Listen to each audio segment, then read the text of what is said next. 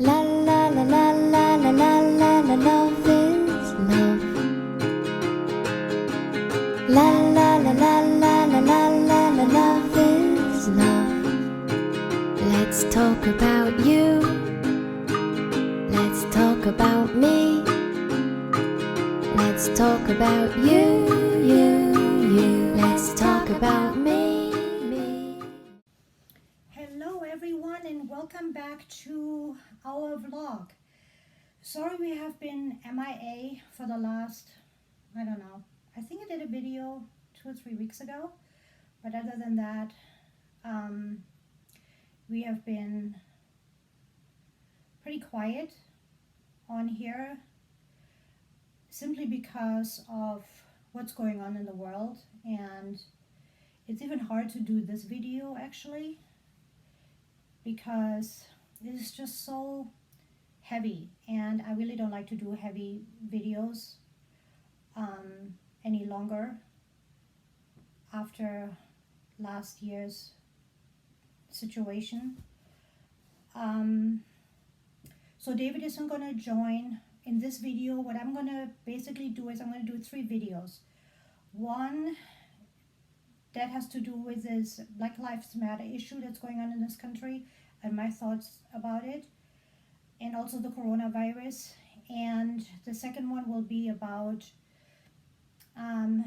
the community, the reborn community as a whole, stepping back for 4 weeks and still watching channels and getting a perspective and sharing that perspective to new people that are coming into the community that might not know what's going on or what has gone on, or what to look out for, pitfalls and things like that. And then the third video, I'm going to talk about obviously the babies, and I have a whole bunch of hauls that I've been getting for the last month, and I have to, interacted with the babies and dressed them, because to me that's a little bit of therapy, but I have not felt the desire to actually feature them on my channel, because it is just it's a hobby, and there's so much more pressing things to talk about that this really is kind of like a nothing burger.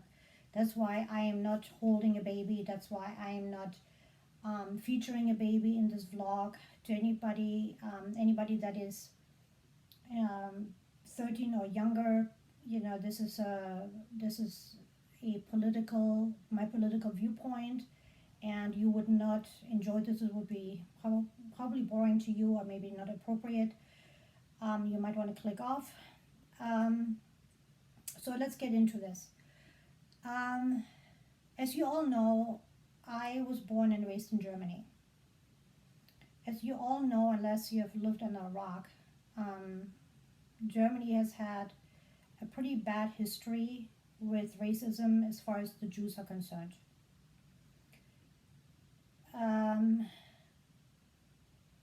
That whole history and story and nightmare was going on for about 7 years, and a lot of 6 million Jews got killed, 3 million Germans got killed. And why did that happen? It didn't happen in a vacuum. It happened because people believed in a leader that was brainwashing the people, and they didn't think for themselves.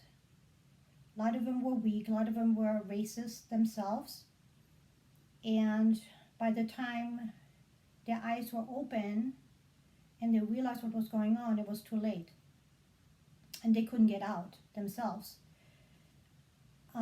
Since that happened, Germany has taken a really, really strong stand against any type of racism. We don't have any statues anywhere in Germany of Hitler or any Nazi commanders. The You are not allowed to do the Heil Hitler sign. It is completely forbidden. Anything that has to do with Nazism and Hitler is completely forbidden. Every time we go to Germany, there is a small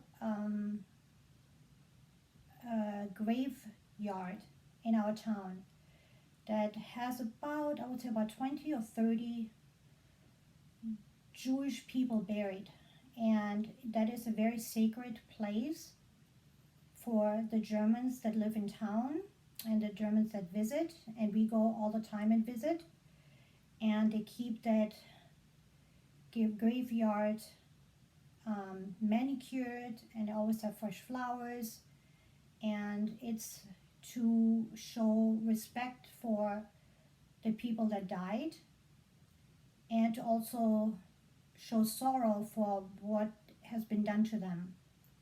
There are a lot of buildings in the town that I come from that are historic buildings that are not allowed to be torn down, because some of them were made into hospitals during the Nazi regime. Some of them, Jews were hid from the Nazis, and these buildings are not allowed to be destroyed or altered in any way, shape, or form. Now, I was not raised with any kind of prejudice. We didn't have a lot of black people in our town.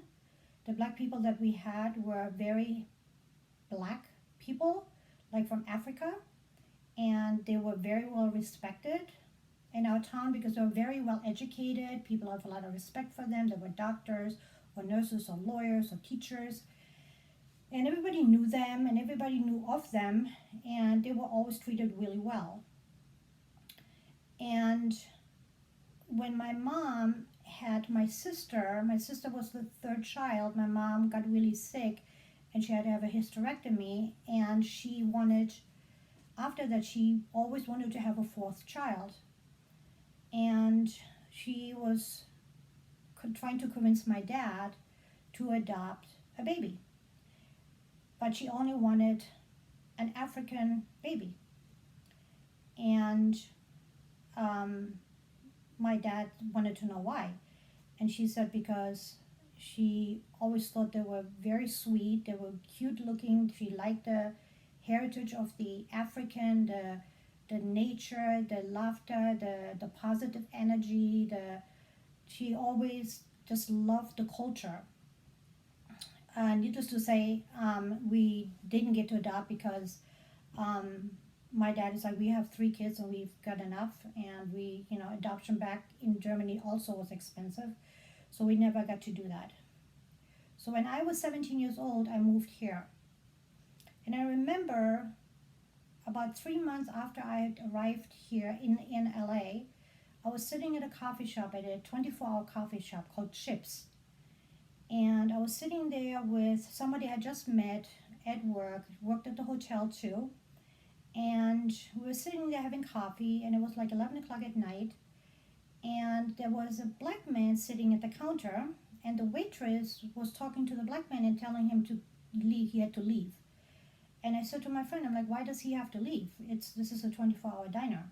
And she said, oh, because they make them leave, after 11 or 12 because they're afraid of them. And I said, what? Why?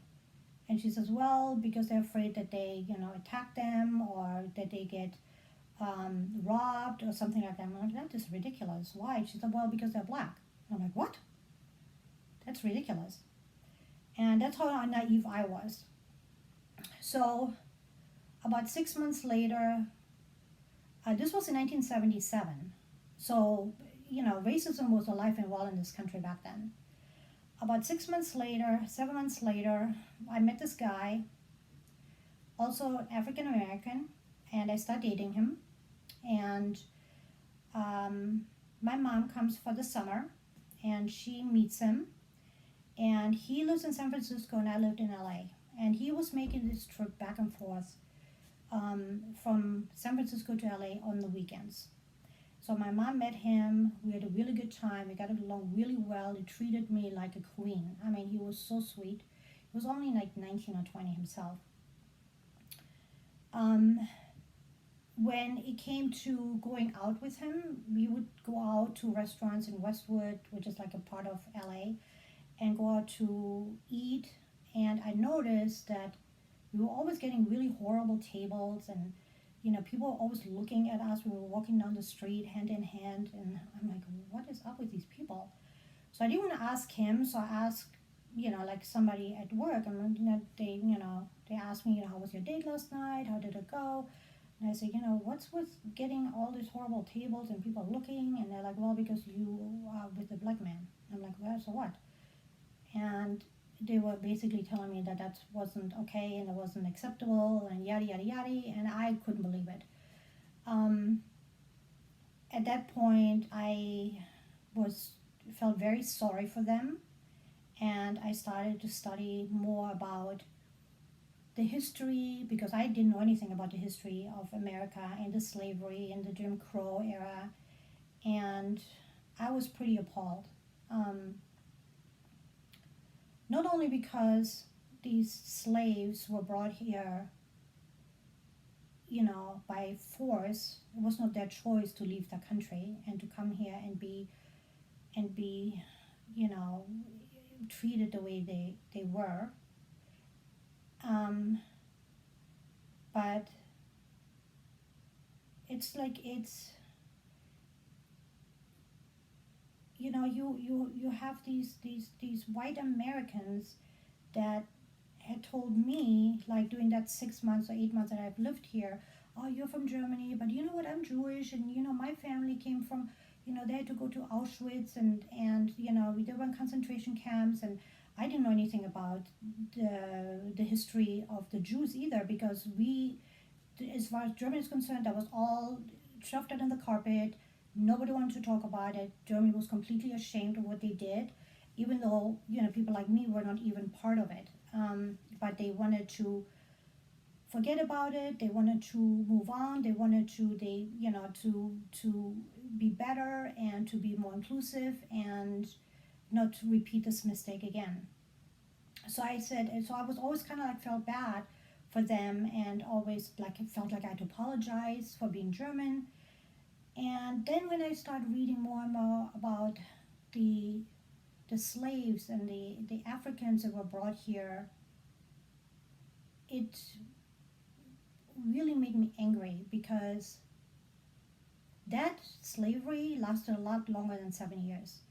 And the black people couldn't hide like the Jews could hide, because nobody had written on their forehead that they were Jews. They were white, just like we were. I was white, and everybody else was white. But black is black. You can't hide from your color. So, for them to still to this day be discriminated against after all these things that the Americans did to them, and the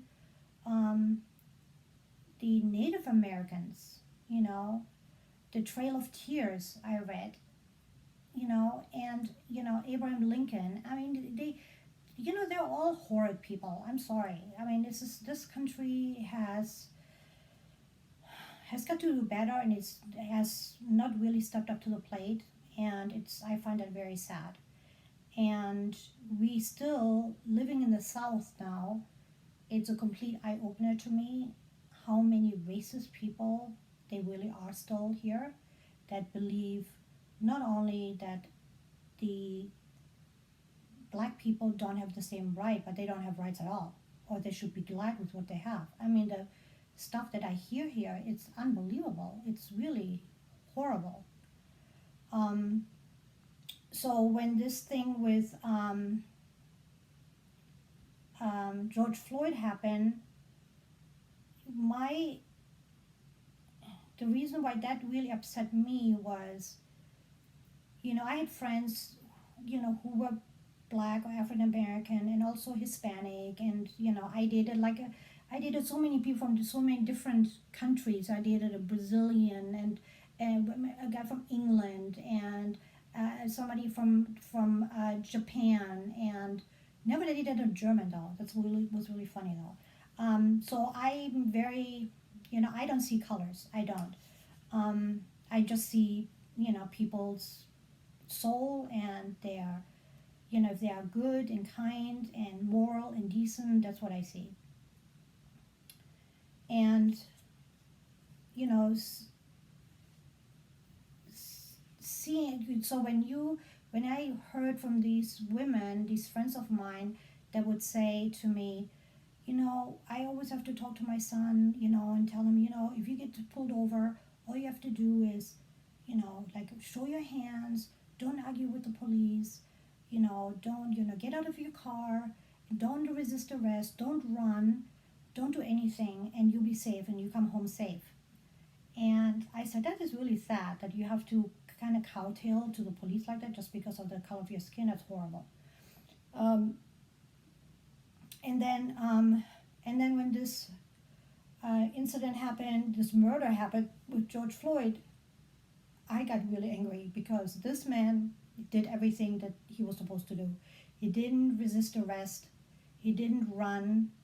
He was really, what was he doing? He was like a forged check that he was trying to cash, which is like, it's not like he was robbing a bank.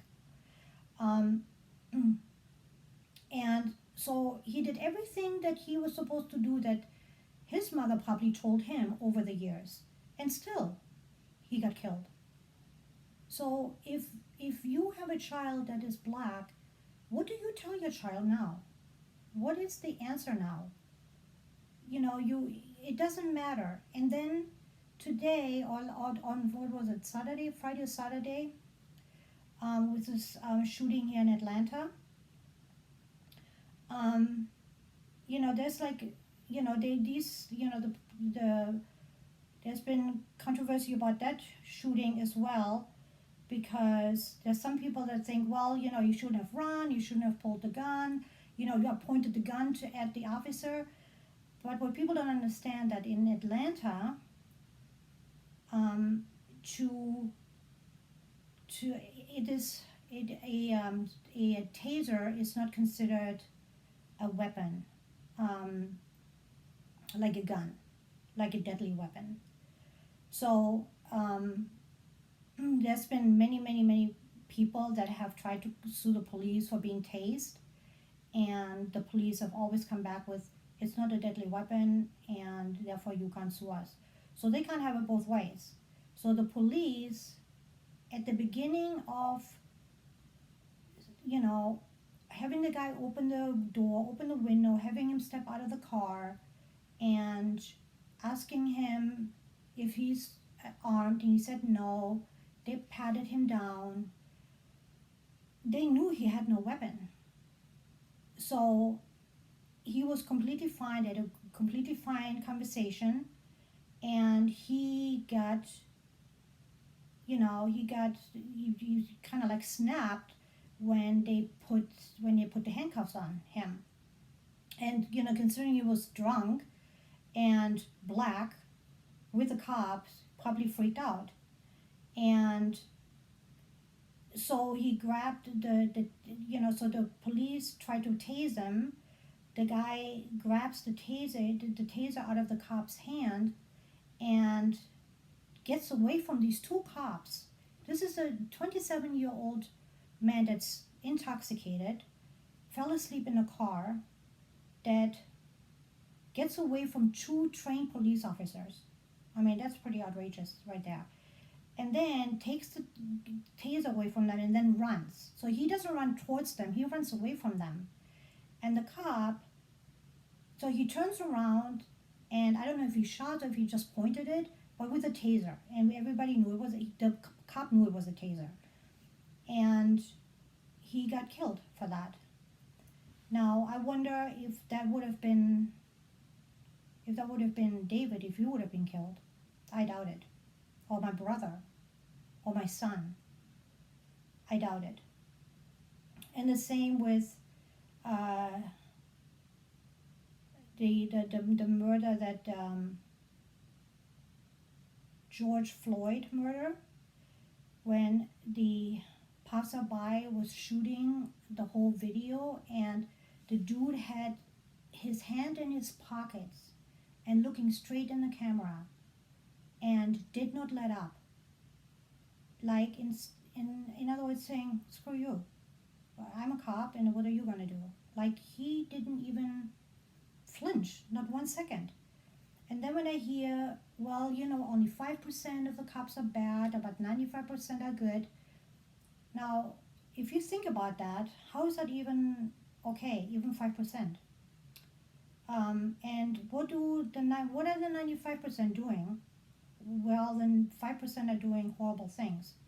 You know what they're doing? They're standing by looking, just like the three that were with this guy that killed this man, and the three looked on and did nothing. That's what the 95% are doing. And you know what they're doing it? Because they know they can. Because the police union here in this country is just like the NRA. They are so powerful, and that you know, it's like to go against them, it's almost impossible. I mean, I looked at the figures of how many how many how many officers were charged with murder and how many actually went to jail. It's, I think, only three or four police officers have actually ever gone to jail. And then when you take a look at the statistics as far as black versus white, how many people get stopped and how many people get killed by the police, it's 50-50, but only 13% of the country is black. So how can 50% of, how can it be equally black white when only 13% of the population is black? That means that, 80% of everybody that they either arrest or kill is black. It's just so disgusting. I think it's so disgusting. And then I heard somebody say, why don't the baby boomers march? Why don't the baby boomers, go out and protest as well? And I tell you why. It's because baby boomers, if that's, 65, 68 years old, like David, he can't go march like that. And then look what happened to that baby boomer, that old man, that 75-year-old man that was marching, that was a protester. And they got shoved and is now in a hospital with a brain injury. I mean, it's every movement in this country that has brought on social change has always been achieved by protesters, by the people protesting. It has never been achieved by the government, by the White House, by the Senate, by the mayors, by the governors. Never. It has always been the everyday Americans that brought on the change. The ending of the slavery, the women's right to vote. I mean, everything that is that was socially acceptable 40 years ago, which is not, is all stuff that we, not me because I wasn't here, but Americans had to fight for, marching. And this is now their fight. The younger generation, not the baby boomers, but the younger generation, this is their fight, because they are the ones that are going to be, and they are the ones that have to live in this world now for the next, 30, 40, 50 years. So if they want change, they need to march and they need to not give up. So it's really, it's a really black eye on America, and it's also right now moving all over Europe.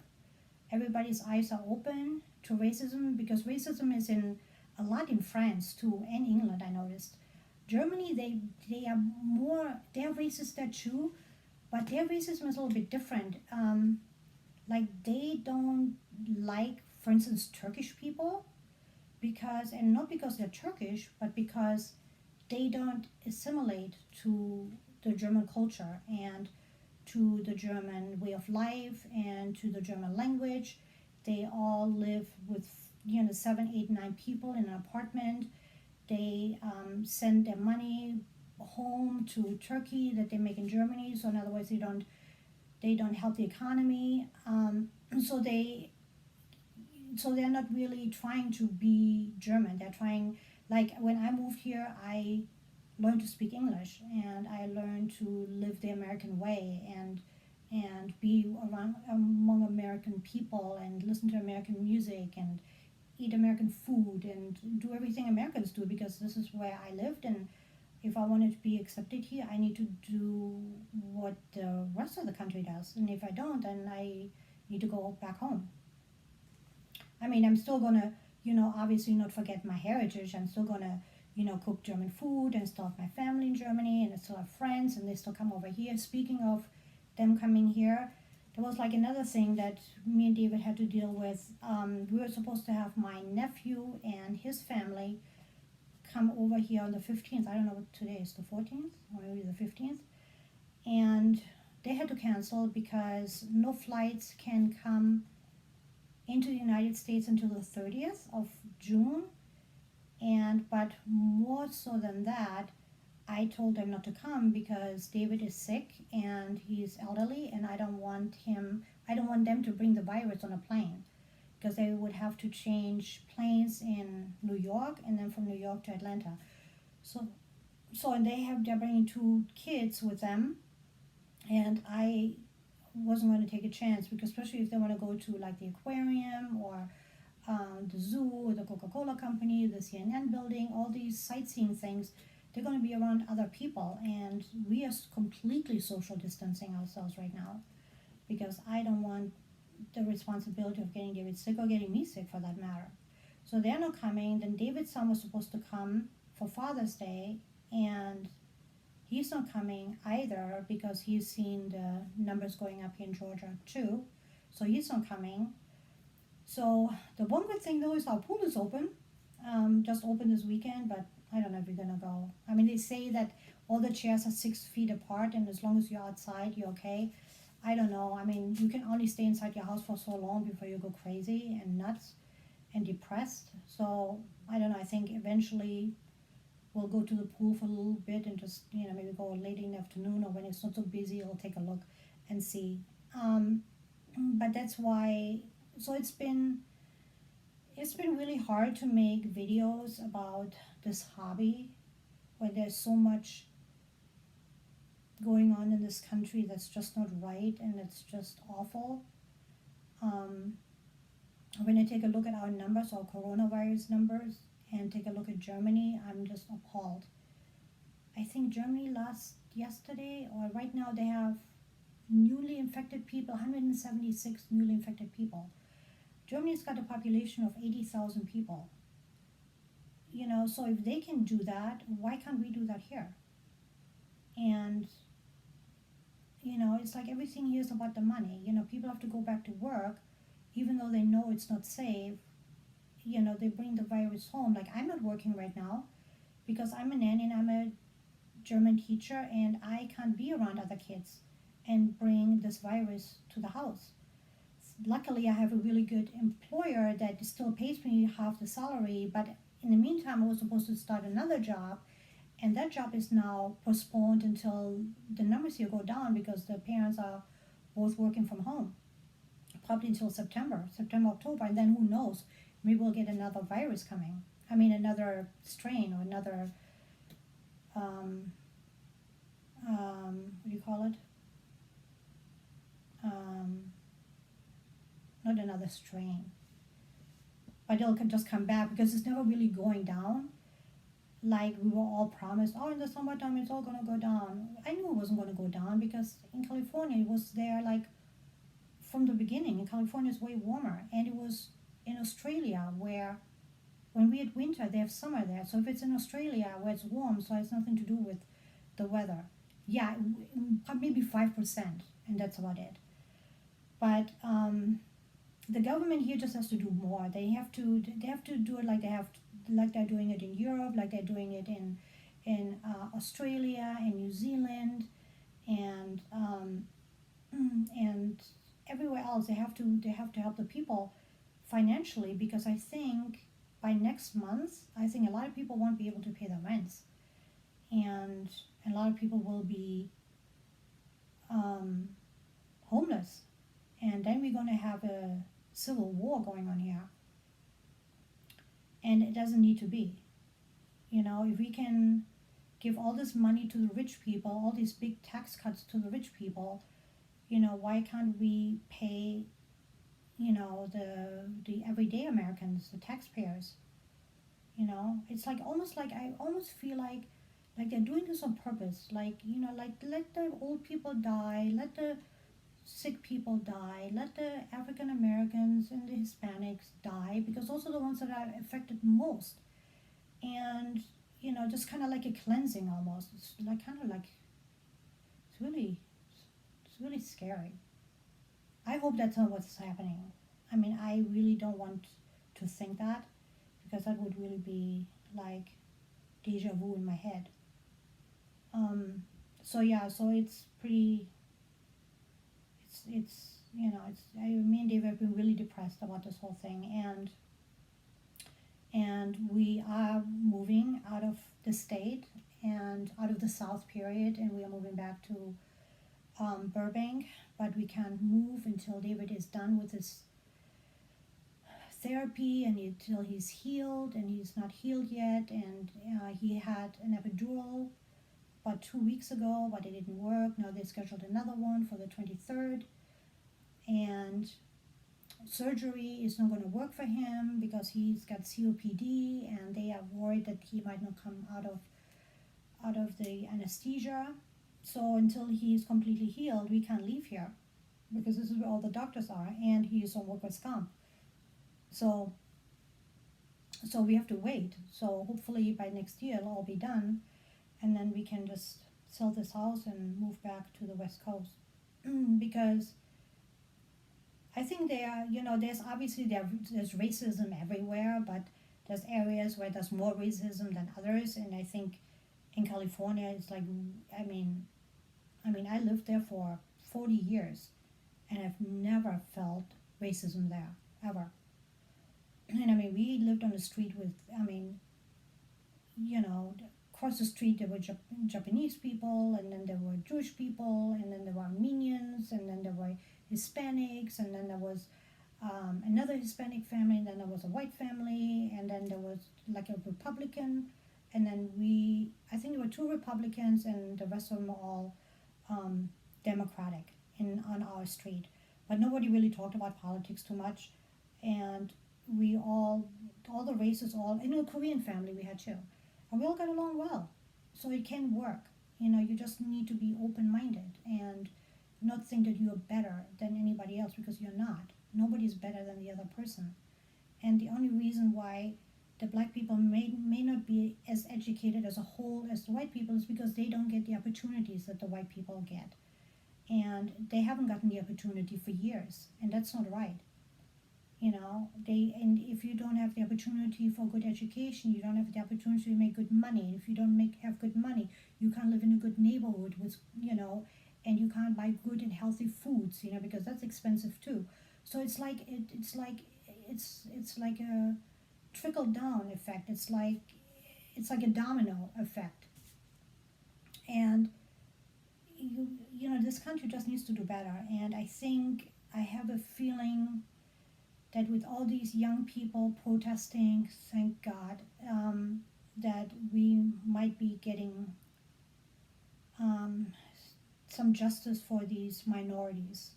And I'm talking about blacks, browns, Asian, um, LGBT, LGBTQ. Oh yeah, speaking of that, it is Pride Month, June, and I know that a lot of people love Pride Month. The the gay, lesbian, and transgender and bisexual community, like, because this is their celebration of who they are. And now with social distancing, it's kind of hard to do the parades. Like we always have a big parade in West Hollywood, which obviously is not happening, but you can still um, celebrate. You can like do like a Zoom party with your friends, or you can dress in like rainbow T-shirts, and watch some really cool um, like movies with gays and lesbian couples. Or there's a really good, I'm watching, if you want to have some really good, two really good channels that I watch all the time that are fantastic, make me so happy because they're so positive all the time. One of them is Living Rosa. They are two women that married, and they have three little girls, and one of them is pregnant with the fourth one, and they live in Long Island, New York, and they are so sweet. The other one, they are Allie and Sam, and they are also married, but they don't have any kids, and they do travel blogs a lot. But now that vlogs, but now that with this virus going on, they are kind of like stuck. They live in Nova Scotia. I think Nova Scotia they live. Anyway, in Canada. So I'm going to link those two channels. And I mean, they're just, if you just want to see happy, like some happy channels, they're great. Another happy channel is Phil and Alex, and I've been watching them for like 5 years, and they actually, it's a couple that they're very faithful. They, the husband, he's a minister, and they are like in their early 30s, and they struggled with infertility for a long time, and they adopted two little girls, and then they decided to sell their condo in California and buy an RV and travel the country with their girls. And while they did that, she got pregnant with the first, with she got pregnant before, but she lost the baby. But this one stuck, and she just had the baby. So it's kind of like their journey is really amazing, and they live in Franklin, Tennessee, and they got themselves some chicken. The baby turned out has a heart defect, the same heart defect that her husband had, even though they were genetically tested, and there was nothing found. But when they did the last ultrasound, or like when she was 7 months pregnant, they found out that she does have this heart defect, and she has to have open heart surgery. I think it's open heart surgery. I'm not some sort of heart surgery. So that was kind of like heartbreaking, but they are so positive, and I don't know if you believe in God, or if you're spiritual at all, but if you're not, I kind of like lean back and forth a little bit. I believe there's a higher power. I don't know exactly what it is, but listening to them, I'm like, you know what? It helps them, because they are so faithful, and they totally believe in their life. Their life needs to be how it is because that's the way it's planned, and they are here on a mission. And when you listen to them, you kind of like want to believe that there is really a God. I think I believe in a God too, but I don't go to church like that every day. I pray at home, and I got baptized. I had my first communion. I'm a Catholic.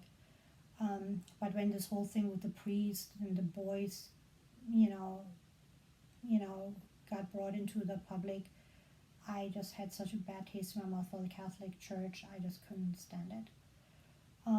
So now I'm just trying to find my way back, and see where it takes me. I mean, like I said, I know that there's something out there for all of us. I think this is all a test. I think, being on Earth 70 or 80 years is not a long time. And I think it's just a test for our next journey, our next life. And, that's why I believe in the pearly gates. And I believe that we all have to answer We all have to answer to what we are doing down here. Yep. So I'm making this one video about this, and I'm not talking about this any further. You know what my thoughts are about this whole thing, about the virus and about Black Lives Matter and police brutality. I think this whole the police needs to be all revamped. They need to have better education. They need to go take psychological testing. These boys, you know, I mean, I don't think that a police officer should be made a police officer until he's 25 or 28 years old. I think under 25 or 28, these boys are just not mature enough to handle a gun and handle situations like that. I think they are on a power trip, and that's just not good. So I don't believe in defunding, but defunding is a really dirty word right now anyway. Nobody wants to defund the police department. I think what they want to do is, what I know what they want to do, is take some of the money and put it into social services where they are really needed. So that, and I also believe that the police department shouldn't, a police officer shouldn't have to be made to stop somebody, you know, at a stop sign that does like a California roll, or, you know, goes 5 miles over the speed limit, or has an expired license, or, you know, like, why don't we have meter maids do that, and not police officers? You know, I think a lot less animosity, and there's a lot less of this going on if you just have a meter maid saying, okay, you know what, you didn't stop, you do a full stop, here's a ticket. Because, you know, who knows if you're going to pay the ticket anyway? I mean, a police officer doesn't know, and you don't know, because maybe you know, so it doesn't matter who gives you the ticket. So I think police should really be removed from that kind of stuff. I think they should be called only if there's an emergency, when there's an accident, when people are in danger, enough for stuff like that. I think that's what I would do. So I'm gonna do, so this is my first vlog. The next one will be more about the community and a little bit of housekeeping there as far as I'm concerned, and my own psyche and my own way of thinking. And then we'll go do a video with David probably, and I'm gonna start showing the babies more on Instagram too, and maybe leave this, you know, slowly but surely move the babies off this channel and move it towards Instagram, and make this channel more like a lifestyle channel for me and David, and talk about, you know, our life and our upcoming move, and, you know, and stuff like that. So I hope this wasn't boring. I hope it wasn't too depressing for you to hear. I just feel that I needed to come on and just explain where I'm coming from. And as a foreigner, as an immigrant, as a first generation immigrant, what I feel, what I see here, and how this is breaking my heart. This is not what I ever thought I would ever see in this country. So I hope we can take care of this, and take care of this the right way, and do right by all Americans, not just the privileged and not just the white, but all Americans, because we are all equal. We are not, when I say Black Lives Matter, I don't mean white lives don't matter. I'm like, we all matter equally. You know, I don't want more rights for the blacks. I want equal rights for them, and for all minorities. So I hope you had a happy weekend, and get some input, you know, as far as, you know, what you're thinking about, what's going on, and what you've been up to. If you're new to my channel, this is not something that I normally talk about, but this is not a normal time in American history. So to just bypass that would not be right. So normally I do keep the channel a lot more lighthearted. And so, you know, if you're into the dolls and into decor. I still have to, film the downstairs. I'm all ready for 4th of July already. And so if you are into decor and into travel, into, stories of me and coming to this country and getting married to an American, having American children, traveling to Europe, how, and all this stuff that interests us and what our life entails, click that subscribe button, ring that bell, because I don't, at this point, don't regularly upload. It all depends on my mood right now. Hopefully this can all be resolved like within the next few months, and then we can all just be happy again and just, you know, do our happy-go-lucky videos. So with that, I'm going to sign off, and thank you so much for watching, and I'll talk to you tomorrow. Yeah, I will upload either right after this now or tomorrow morning. Talk to you then. Bye.